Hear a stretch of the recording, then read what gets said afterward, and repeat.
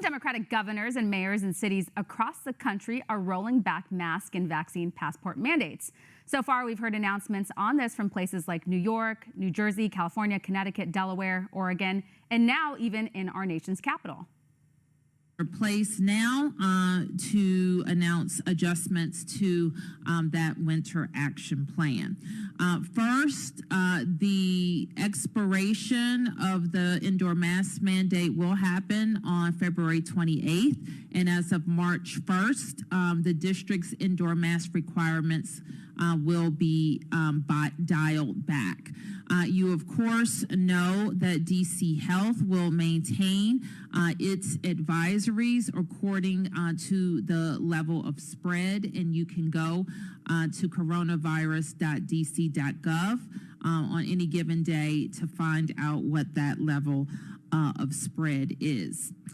So the mandate for indoor venues expired on Tuesday, and the mask mandate will expire on the 28th of this month. So why do people have to wait until the 28th? Why is it not effective immediately? Well, because science, duh. And we have some more science for you. The school kids in DC will still have to mask up. No decision has yet been made on whether mask mandates for schools will be lifted. But why? Children are at much lower risk of COVID-19 than adults. It makes no sense. It's just cruel. And children are being profoundly damaged. You'll hear folks on the left try to explain how kids don't mind wearing a mask for 8+ hours a day, that it's no big deal, but it is. Want proof? Watch this video of school kids in Las Vegas after they learn they will no longer have to wear the face muzzle. Starting tomorrow, we don't have to wear masks anymore!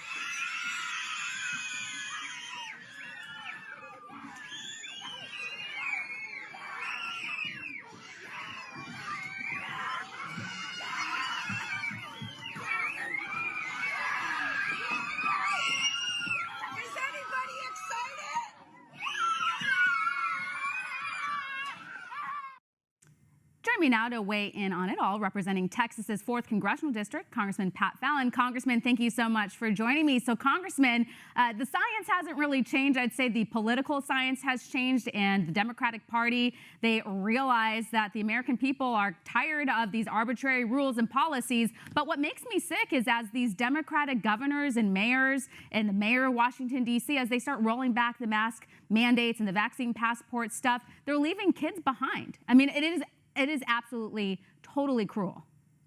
All right. First of all, Stephanie, thanks for having me on. Secondly, that video was awesome. Yeah. Those kids were so excited. You know, no more, like you said, no more muzzles on your face, no more paper, no inhibited breathing, more freedom, less government. The bottom line here is when you mix politics with medicine, which the Democrats have done for the last year and a half, you get bad politics and bad medicine. And it's absolutely absurd that they're leaving kids behind. Oh, we've seen the hypocrisy of the left as well. They say, do as I say, not as I do. They don't want to wear the masks when they're in social situations, so they oftentimes don't, and they get caught on camera, and then they're exposed. We just saw it with the mayor of Los Angeles. We've seen it before with Newsom himself. And the darling of the socialist left, AOC, vacations in Florida, not in New York City. Yeah. You mentioned the mayor of Los Angeles, Eric Garcetti. He's been caught multiple times without a mask on his face, but there's a trick here. Did you know if you hold your breath, that stops the spread of COVID-19? And I'm laughing, but also crying inside. But he said this with a straight face in a press conference. Like, no one should ever forget what he said. It's probably one of the stupidest things I've ever heard, and it's just embarrassing. And it's so shameless, it's very dishonest, and it's so hypocritical. And then you were talking about some of the other Democrats who've been caught, like how about the gubernatorial candidate, Stacey Abrams, who decided that it would be appropriate for her to be the only person in a classroom full of kids all masked up behind her while she's smiling with no mask on her face. I mean, these people are despicable. Well, Stephanie, they're the rulers. They're the elites. We're just the peasants. We're the plebeians. How dare we have any rights? We shouldn't complain. And let's be very honest here. If the Democrats didn't have double standards, they'd have no standards at all. Yeah. And then in D.C., as I mentioned, okay, so they got rid of the vaccine passport. Yesterday was the last day. Starting today, people won't have to show a vaccine passport to get a meal, to go inside a restaurant. But they have to wait until the 28th to remove the mask. I mean, where's the science there? What's the difference? There's nothing. It's arbitrary. I mean, it's a sad day in the United States when illegal immigrants have more medical freedom than an American citizen. And that's exactly where we are right now. And with November, as you said in your first point, with November only being 9 months away. And even when you poll Democrats, they're tired of the restrictions on their lives by a slight majority, and they want to move on, and pretty much every Republican does. So they finally got the memo that said there's going to be a red tsunami coming. I think there's going to be one anyway, but we better roll this back because they have been mixing, as I said before, politics with science for over 2 years. And I wanted to clarify something too, because leftists get really mad about this. When it comes to kids and masks, we're not saying that they can't wear a mask to school. What we're saying is that it should be an option and a decision for the parents to make. Exactly. I want to make that clear because people get really mad about that. They say, oh, they won't let them wear masks to school. No, that's not the situation here. So we're just asking for medical freedom, let people make decisions what's best for them. But also, too, we saw the recent studies showing that the masks and the lockdowns and everything else really hadn't been effective against combating this virus. It did very little. Not at all. Stephanie, if you want us to follow the science, Germany actually tracks this with children. The CDC, for some reason, doesn't here, but they in Germany, with a child under 18 that had no comorbidity, there were literally no deaths in the Omicron variant. None. Zero. So I don't know. Again, I want to follow the science and the actual and true science. And in doing so, we know that if you are vaccinated and you're you can still carry the virus. So we just have to move on and live our lives. COVID, the national emergency is over. The pandemic is over. COVID is not over. Well, COVID we might live with for the rest of our lives, but fortunately, if it continues to mutate at the trend it is, it will then literally become probably less than the flu, and that's what we're all praying for. Yeah. I'm sure you've been keeping a close eye on what's going on in Canada in regards to the Freedom Convoy. We've heard a lot of crazy things come from the Prime Minister, Justin Trudeau, on what the Freedom Convoy is. Originally, he said it was a fringe minority. Keep in mind, these are the blue-collar workers, the truckers, and people who keep the country moving, if you will. And then all of a sudden, so the fringe minority now turned into a national emergency, and they're going to have to invoke the Emergencies Act. He can't make up his mind.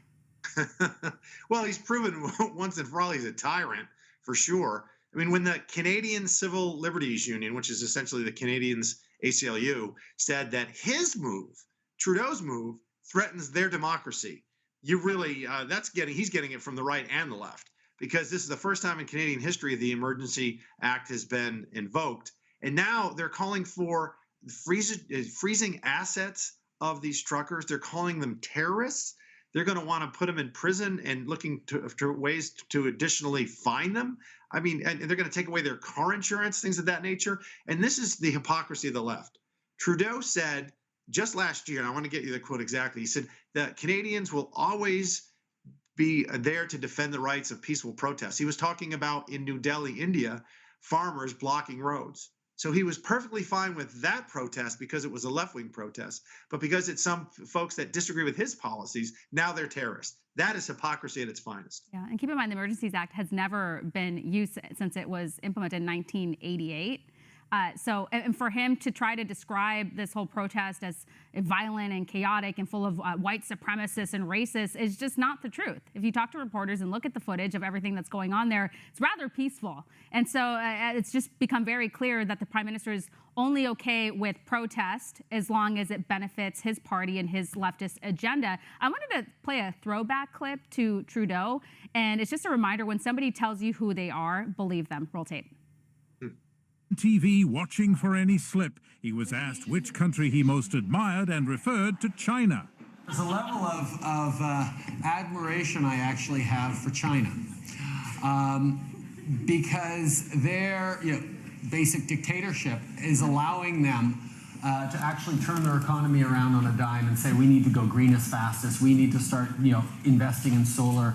I mean, there is a flexibility that I know Stephen Harper must dream about, of having a dictatorship that he could do everything he wanted, that I find quite interesting. Quite interesting. So, as I said, when somebody reveals who they are, just believe them. And I would argue that Trudeau is acting a lot like a dictator. I think it's completely wrong what he's doing to these protesters, and the fact that they're going as far to freeze their funds so they can't operate in society. They're even going after cryptocurrency. I mean, cryptocurrency, the whole point of it was to avoid situations like this. Yeah, they're going after the cryptocurrency and the crowdfunding that has really helped the truckers continue their protests.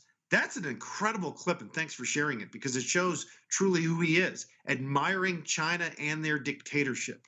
he is a tyrant because, Stephanie, he knows best. He is the elite. He is part of the ruling class. We should just do as he says. That's their mantra, and that's why they hate dissent. I embrace dissent. As conservatives, we're fine with having a spirited exchange of ideas because we actually look at data and we live within the bounds of reality. But the left deals with emotion and how they feel. And you can't, and they're so narcissistic as to not entertain a dissenting point of view. Well, and also to those who are the Canadians who support the Prime Minister's decision on this, and they're against the protest. Okay, that's fine, but they should understand that eventually this will come back to get them. It doesn't end here. It's a very slippery slope. Well, Congressman, we're out of time. We appreciate you. Thank you so much. Thanks, Steph. God bless. Of Take course. care. Thank you.